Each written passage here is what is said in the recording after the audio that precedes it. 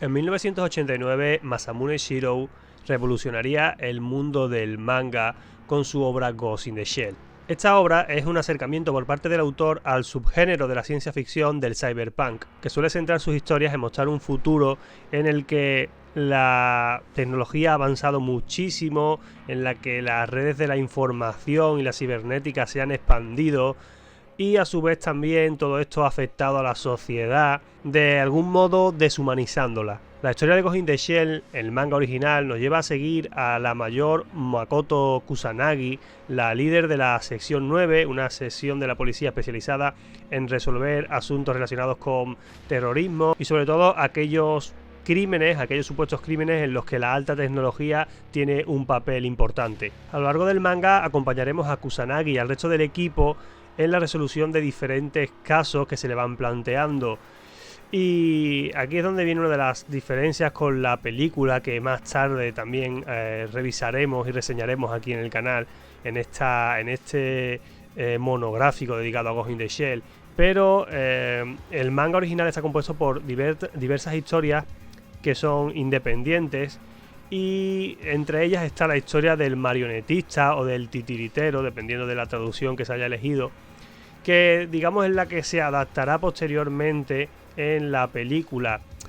Pero aquí en el manga esa historia es simplemente una historia más. Quizás es una de las historias más relevantes porque el personaje del titiritero se menciona varias veces a lo largo del manga, y sobre todo porque la resolución de su caso es el que da pie al final de lo que es el manga.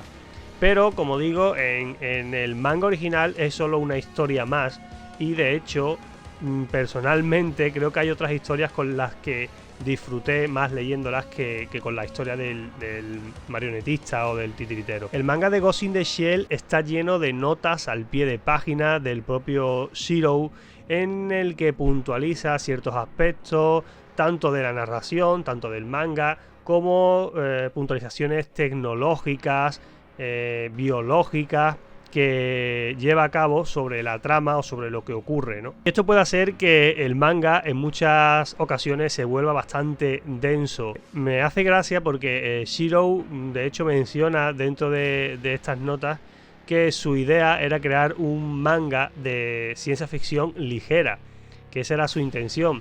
Pero realmente si leemos Ghost in the Shell nos damos cuenta de que es un manga en el que la atención al detalle por parte de Shirow, esa obsesión que tiene con dar muchísima información sobre aspectos tecnológicos, cibernéticos y demás, que a los que seguramente seamos profanos en este tipo de materias nos suenan a chino, al menos a mí me resulta así, pues la verdad es que nos pueden llegar a sobrecoger. De hecho, la lectura de Ghost in the Shell, de este manga, al menos la primera lectura, si no estás muy mentalizado con lo que te vas a encontrar, se puede hacer bastante densa e incluso pesada. Recuerdo que la primera vez que lo leí tendría unos 16 años aproximadamente, y para mí fue súper abrumador, ¿no?, lo que me encontré en este manga, y de hecho eso hizo que mi relación con el universo de Ghost in the Shell fuera bastante como de amor-odio. O sea, me gustaba mucho porque me gusta mucho la ciencia ficción, me gustaba mucho lo que planteaba, me gustaban mucho los personajes, me gustaba ese futuro que mostraba Shirow en las páginas de su manga, pero luego me resultaba demasiado tedioso al leerlo, me resultaba demasiado confuso, no entendía bien lo que estaba ocurriendo.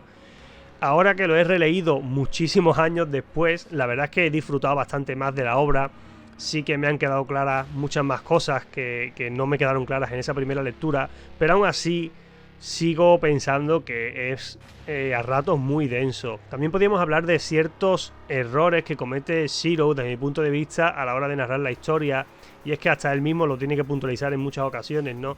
Sobre todo hablo de errores en el uso de las viñetas para narrar la historia, de cómo la va contando, de cómo va evolucionando esa narración. Hay a veces que parece que el autor da por supuestas cosas, ¿no?, que piensa que los lectores ya deberían saberla o que ya deben imaginarse, y falta como información en ciertas páginas, ¿no? Se hace a veces muy confuso la acción, lo que está ocurriendo o lo que va a ocurrir.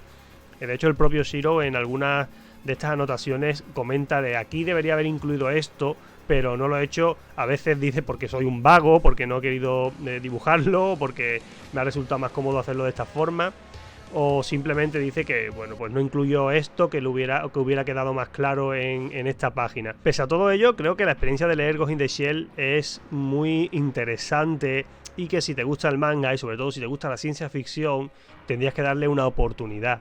Hay un elemento principal en la trama de Ghost in the Shell, o en el universo de Ghost in the Shell, que luego también se va a extender a otras de las obras que iremos viendo, que es el concepto de Ghost.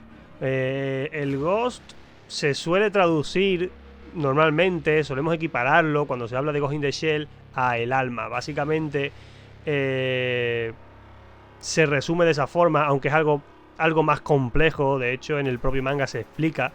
Y perdonadme que no lo haga yo, porque la verdad son términos demasiado confusos para mí, y la verdad, para explicarlo mal, prefiero que lo leáis vosotros mismos. Pero bueno, básicamente se suele equiparar al alma. Básicamente es como el conjunto del alma, de la conciencia, de las emociones de una persona, que puede ser extraído de su cuerpo y puede ser introducido en otro cuerpo, o incluso en un sistema informático.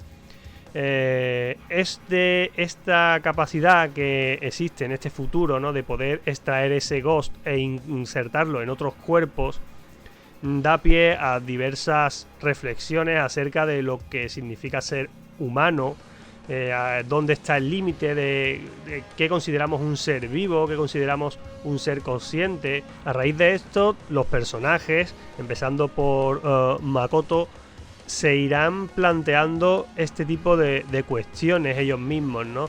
E iremos viendo poco a poco cómo este futuro que nos muestra Shiro a través de las páginas de su obra es un futuro en el que el ser humano ha perdido, o la línea que separa al ser humano de la máquina se ha difuminado casi por completo, y es muy difícil distinguir quién es un humano y quién no. Aparte de eso, ya como curiosidades casi, a lo largo del manga, Shiro explora o plantea ciertos debates, ciertas cuestiones que quizás puedan parecer accesorias, pero que a mí me han gustado mucho, ¿no?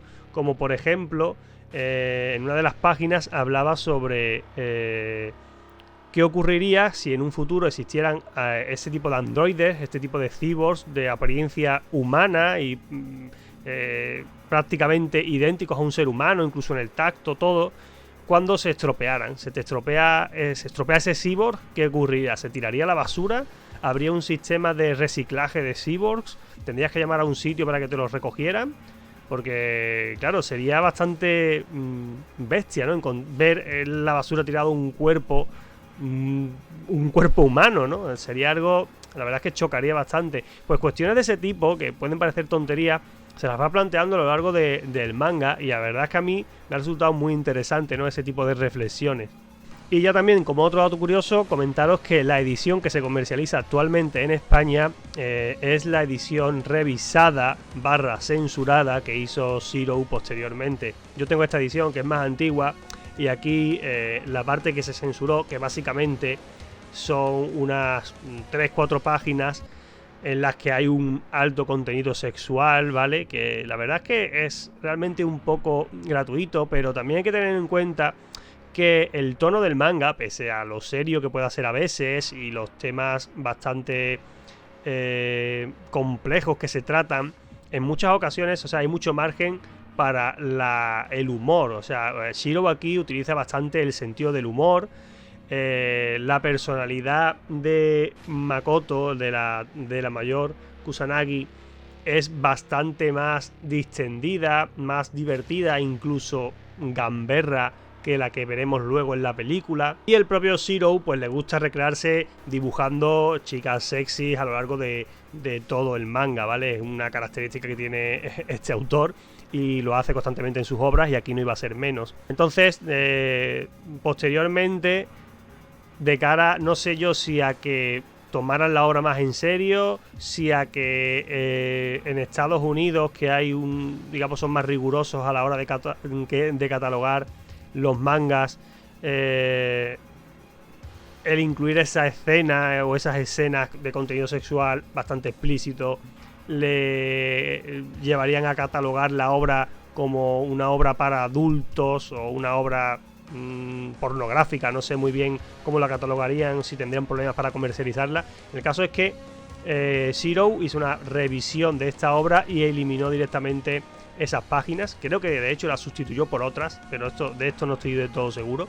Pero el caso es que en la edición que se vende actualmente no se incluyen ya esas páginas que, como digo, pues tenían un contenido sexual bastante fuerte. Bueno, pues este ha sido el repaso a este primer peldaño que es Ghost in the Shell, al manga original, al manga que lo inició todo. Un manga que nos habla sobre la borrosa frontera entre humano y máquina.